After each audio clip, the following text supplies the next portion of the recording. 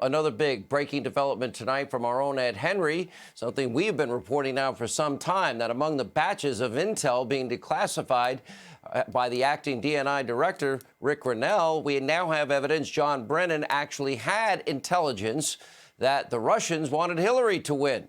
Remember, the New York Times finally said, oh, it was likely Russian disinformation from the get-go. And Podesta said in these newly released House Intelligence Committee investigations and transcripts, we learned that Podesta said, yeah, Hillary knew we were paying the Russians and that it was coming from Russia.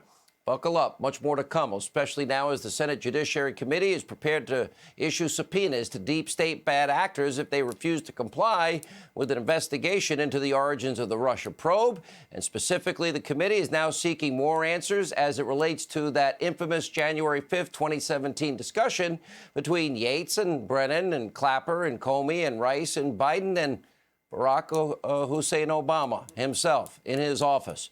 Here now. And by the way, the judge's decision to postpone a ruling in the Flynn case is also on the agenda. We have Senate Judiciary Committee Chairman Lindsey Graham. That February 5th meeting is important.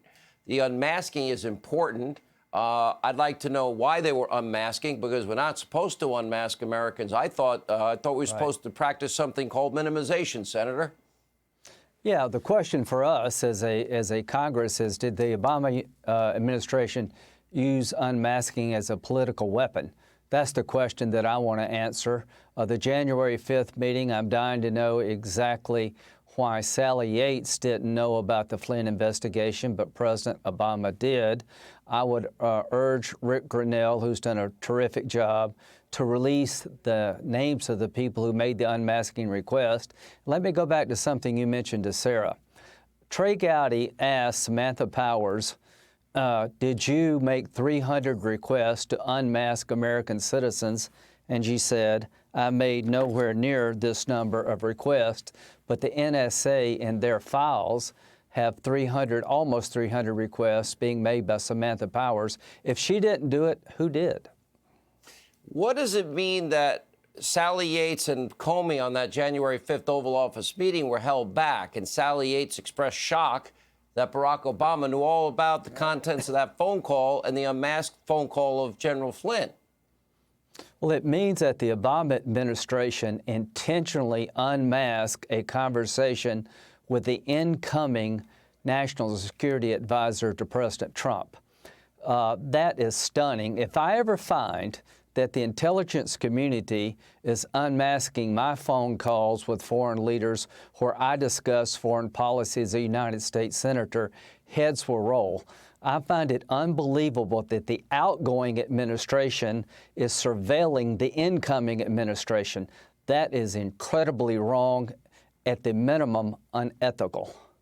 What about the realization now that, in fact, Hillary, you have one guy, this guy Mook, apparently, who was given the bills from Fusion GPS to pay for the Russian disinformation, and Podesta saying that, in fact, yeah, Hillary kind of knew, and we all knew that we were paying for op research, and some of it was from Russia, and that, you know, in the end, the New York Times actually, you know, got something right. The toilet paper Times. And that is that they figured out it was Russian disinformation, which means that if it came from the Russians, the bad intel on Trump and the bad op research was designed to help Hillary, not Trump.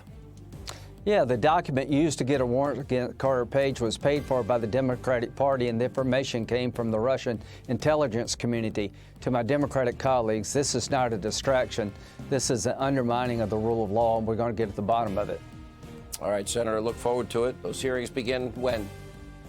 First week in June was scheduled, unless the judge screws everything up here by not issuing a ruling. I can't believe the judge is conflicted about what to do here. Dismiss the case. Dismiss the case. That usually happens, but this has not been usual. 4 years of this man's life. Also, we have confirmed that will be the Office of Director of National Intelligence. That, in fact, will release the issues of unmasking that we've been talking about.